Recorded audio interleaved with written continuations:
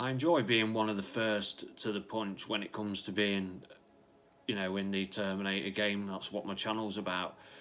And it's kind of good to know stuff that other people don't know.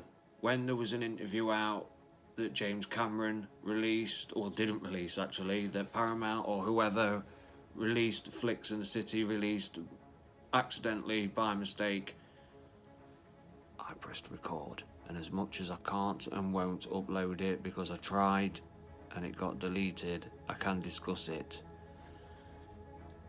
So that's why there's spoilers in the writing and on my thumbnail. So we'll discuss Judgment Day. We've always wondered what's going to happen at the end of Terminator 2, or we know what happens at the end of the Terminator 2, but what's going to happen at the beginning, kind of at Dark Fate. What were the consequences of Terminator 2? And it's been confirmed now with the confirmation from James Cameron that Judgment Day is inevitable. We can't stop technology. Technology will always advance, and that's in the real world. It's always going to advance, and it is going to reach a certain peak where artificial intelligence is inevitable. Judgment Day is inevitable, and James Cameron. Okay, we changed the future. It's possible to do.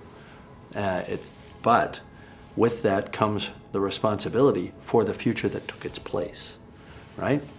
So the principle of our movie is that there is an inevitable conflict between humans and the intelligent machines that they make. With him saying that, the can being kicked across, it's like, well, how is the T-800 in this? And as much as he doesn't give a lot away about the T-800. And Linda, and I'm not going to say too much about Arnold's T-800. Is he good? Is he bad? Is he both? The one thing I will say is that we spent a lot of time making him probably the most interesting Terminator T-800 that you've seen yet. And he does have a couple of pretty good funny lines as well, as only Arnold can do. And not the cheesy stuff. This is the good stuff. Maybe not I'll Be Back, but it's pretty good. Sarah Connor, and basically her role. She is a Terminator hunter, and a few people have spoke about it, a few people heard it and got wind of it, but yes, she's a Terminator hunter. And this is because she knows when and where the Terminators are going to appear. And I believe it's because the T-800, a secondary unit that was sent back in Terminator 2 or Terminator 1, that then didn't need to complete its mission because it was already completed. The T-1000 was destroyed, hence John Connor was safe-ish, or Sarah Connor was safe-ish. But Sarah Connor, being as strategic as she is and as clever as she is, would have said, look, T-800, Pops, whatever, Bob, Uncle Bob, we can't stay together because you're the most wanted face in America, so we're going to have to part ways. You go to the cabin in the woods. This is not before she gets all the info out of him, basically saying, look, what is the possibility, or what is the outcome of what's happened? We've destroyed everything, so what's going to happen? And then he will give warnings. Forward.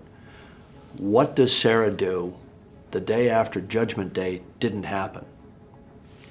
Okay, we changed the future. It's possible to do. But with that comes the responsibility for the future that took its place.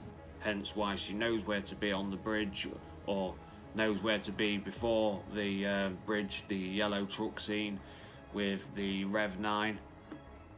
Hence, she knows that it's Danny Ramos that needs protecting, but she doesn't know of Grace yet, so that is, an outcome.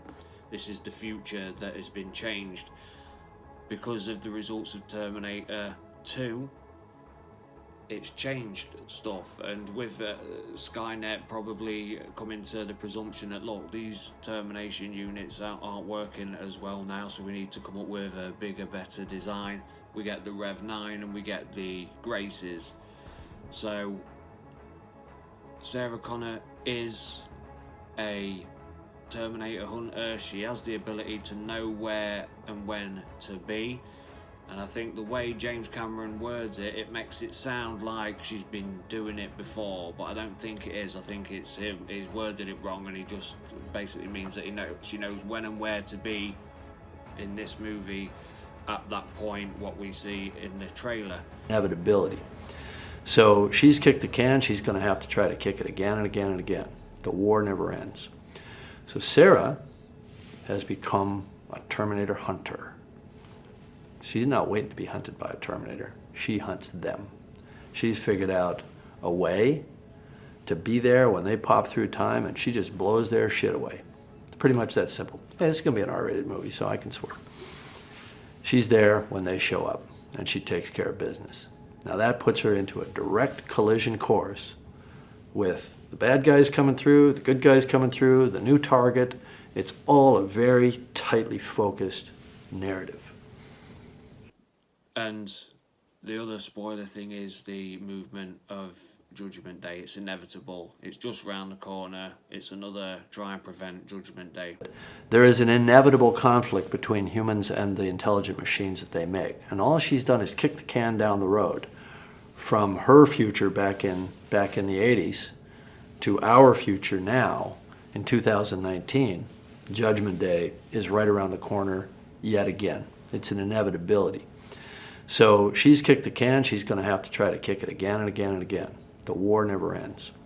With there being clips at CinemaCon of a future war, are they foreshadowing a future war because it's inevitable, or does the end result of this movie basically come to the point, look, keep Danny Ramos alive because the future war is happening whether you like it or not, and she needs protecting because she's important, because she's the next leader of the resistance, or carrying the leader of the resistance, or is the only person that knows something that's how to defeat Skynet or Phoenix now, is it? Because that's another theory as well, that Skynet isn't called Skynet anymore, it's called Phoenix, but that's for another video. Anyway, I put spoilers on this because some of that stuff some people don't know. So this is Upside Down 6. Please like and subscribe for more Terminator Dark Fate news, updates, blah blah blah. Right? So the principle of our movie is that there is an inevitable conflict between humans and the intelligent machines that they make.